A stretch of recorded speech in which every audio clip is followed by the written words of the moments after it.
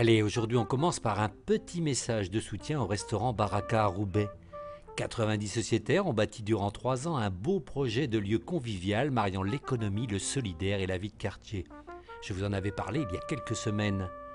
Aujourd'hui, un incendie a stoppé momentanément leurs rêves, mais je suis sûr qu'ils vont rebondir et continuer. Allez faire un tour sur leur site ou sur Facebook, c'est facile. Il faut taper Baraka, B-R-A-K-A. Il est possible de les aider. Bon courage à eux et nous, on continue. À Marquilly, des objets abandonnés retrouvent preneur à la ressourcerie. Autour d'Arras, les berges de la Scarpe reprennent des couleurs plus vertes. À Bouchain, ERDF va améliorer sa centrale électrique. Au Cap Blanc-Nez, les pelleteuses éliminent 30 ans de déchets sauvages. Récupérer des objets en bon état dans les poubelles et leur redonner une deuxième vie, c'est une bonne idée, non? Le concept a été piqué au Canada. Et à Marquilly, à 2 pas de la Bassée, il fournit un emploi à une douzaine de personnes.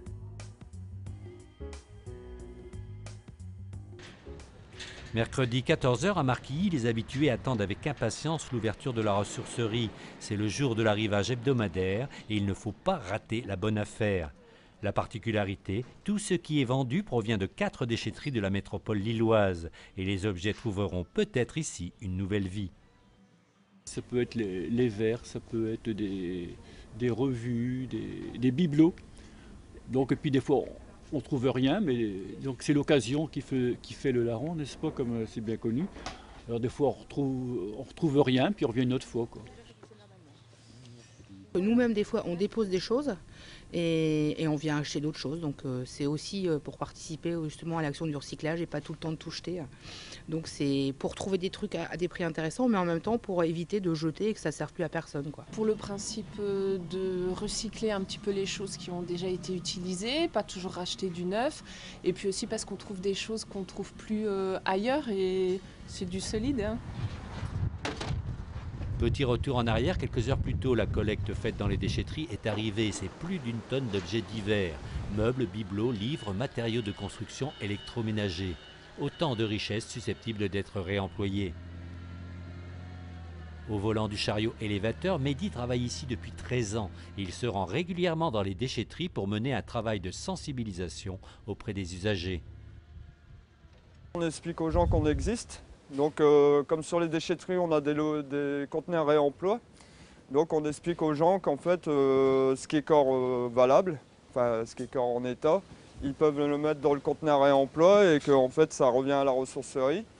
Et donc ça crée de l'emploi, ça profite à d'autres. Et voilà, on explique un petit peu le fonctionnement de la ressourcerie, quoi, aux gens qui ne connaissent pas, quoi. Ça nous vient ici tous les semaines et toutes les semaines on a une tonne 5 d'objets à retrier derrière, à retravailler, dépoussiérer, rendre l'objet beau parce que souvent c'est des objets qui ont traîné dans les greniers ou dans les caves et c'est des objets dont les gens se débarrassent mais qui sont encore fonctionnels. Sans être des écologistes intégristes, on a un souci environnemental, on est la vitrine, la preuve qu'on jette des objets qui sont encore en parfait état de fonctionnement. Trier, nettoyer, vérifier, étiqueter, tous les objets sont mis en vente. Ils généreront un chiffre d'affaires de plus de 120 000 €, mais surtout permettent d'assurer une partie du financement d'une douzaine d'emplois, la plupart en CDI. On a un impact environnemental, donc on sait presque mesurer. Et ensuite, on a un impact social puisque notre activité permet de créer de l'emploi. C'est le but de notre association, association à but non lucratif, c'est de créer des emplois pérennes en CDI. L'association c'est l'ADELI, Association pour le développement de l'emploi local et des initiatives pour l'économie solidaire. Un nom un peu long, juste pour souligner la volonté de placer l'activité économique dans une démarche un peu différente.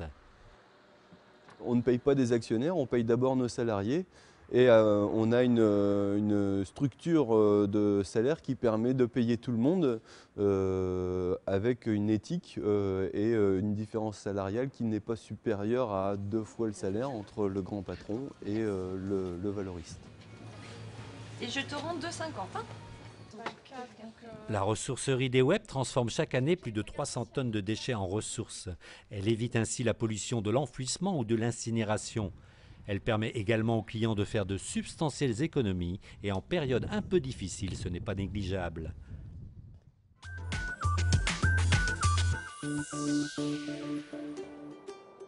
Allez, une dernière info sur les ressourceries. Il y en a une autre à loin, elle vient juste d'ouvrir, c'est au 230 rue de la Lys. Direction Larajoie maintenant, sur les berges de la Scarpe, sur les terres de la communauté urbaine d'Arras. Et là, on est en plein travaux. Le but, remplacer le béton par des végétaux et améliorer la qualité de l'eau. Jean-Benoît Morel est ingénieur écologue. Aujourd'hui, il vient constater la restauration écologique menée sur la Scarpe canalisée à Arras. Il y a 2 ans, il a dressé un inventaire de la faune et flore présente sur ce milieu et a préconisé plusieurs réalisations. La Scarpe canalisée est un axe majeur de la trame verte et bleue de Larajoie. Elle nécessitait une revalorisation écologique. On va dire les potentialités actuelles étaient très limitées, notamment du fait de l'artificialisation des berges. Donc là, avec la réalisation de berges naturelles en pente douce, on va vraiment normalement retrouver des potentialités écologiques beaucoup plus intéressantes et donc on devrait avoir une biodiversité beaucoup plus intéressante. Donc, logiquement, il y a également un suivi qui devrait être réalisé, donc notamment pour voir l'efficacité des aménagements. Depuis novembre 2011, des travaux sont réalisés, allant de la restauration des berges à l'abattage des espèces invasives. L'idée est d'obtenir un bon état écologique de la masse d'eau en 2021, permettre de nouveau une navigation, mais aussi favoriser la biodiversité. Un enjeu dont s'est saisie la communauté urbaine d'Arras sur les 9,8 km de Scarpe canalisée. On a tout simplement un cours d'eau qui est déconnecté complètement de ses annexes hydrauliques. Donc on a très peu d'échanges biologiques qui se font entre l'eau et le milieu terrestre. Et ça, au titre de la directive cadre européenne sur l'eau, c'est un facteur de dégradation du milieu aquatique. En tout, plus d'1 million d'euros ont ainsi été investis. Les aménagements sont quasiment aujourd'hui tous effectués. Il faudra attendre cet été pour voir la végétation reprendre ses droits. Le projet unique dans la région devrait donner des idées.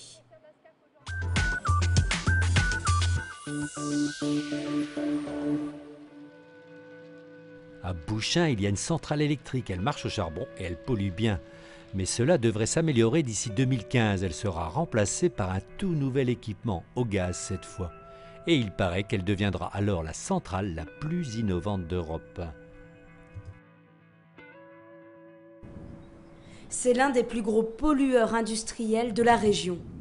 D'après la Direction régionale de l'environnement, la centrale thermique de Bouchain fait partie du top 4 des entreprises qui rejettent le plus de gaz carbonique, d'oxyde d'azote et de poussière à travers le Nord-Pas-de-Calais.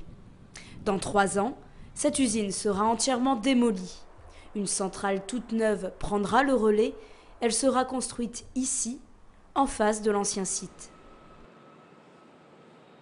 Cette centrale est construite à partir de la dernière génération de turbines General Electric et donc ça va être une vitrine mondiale ici à Bouchain puisque c'est une toute nouvelle génération de centrales. On espère pouvoir l'exporter après partout à l'étranger et on va développer un centre d'accueil du public pour présenter cette génération de centrales au public.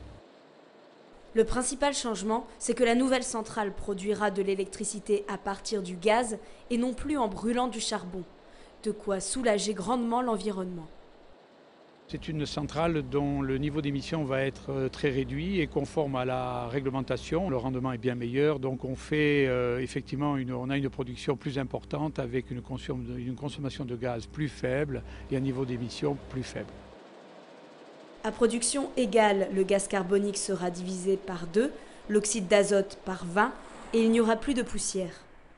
La future centrale pourra produire 2 fois plus d'énergie qu'aujourd'hui, de quoi alimenter les bassins de Douai et de Lens réunis.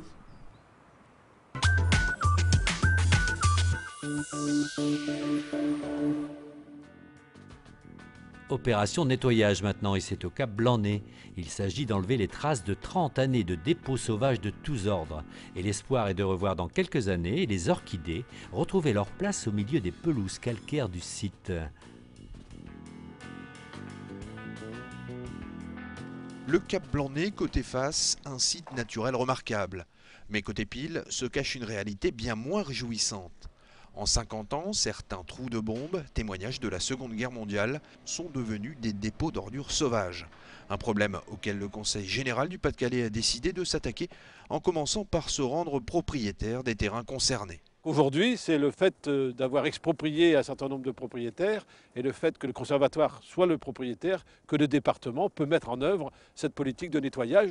D'abord parce qu'autrement, nous perdrions le label de grands sites de France si nous ne faisons pas ce travail, puisque c'est prévu dans les clauses de la charte qui nous a octroyé le label. En 2011, des tonnes de déchets tout venant ont été ramassés, à travers notamment des chantiers d'insertion. Néanmoins, certains points noirs subsistent et nécessitent des moyens d'intervention plus conséquents. On a évacué à peu près 70 tonnes, 75 tonnes de matériaux divers et variés, de plastique, de pneus, de machines à laver, de congélateurs, de carcasses de voitures. On a évacué tout ce qu'on a pu à la main et puis là on change de braquet effectivement. Aujourd'hui, les pelleteuses sont nécessaires pour finir le travail. Seul un curetage en profondeur permettra à la nature de reprendre ses droits. On est sur des spécificités de sol qui font qu'on est sur des espaces qui sont rares, sur des espaces littoraux. Donc c'est la géologie, l'exposition au vent, la proximité de la mer qui font qu'on a une flore spécifique qui se développe sur ce site. 4 à 5 mois sont nécessaires pour nettoyer le site, des années pour qu'il retrouve son état originel.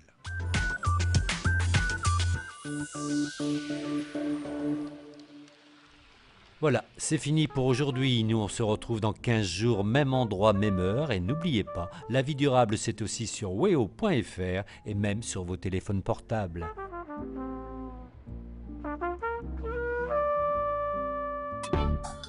Retrouvez cette émission et bien plus sur weo.fr.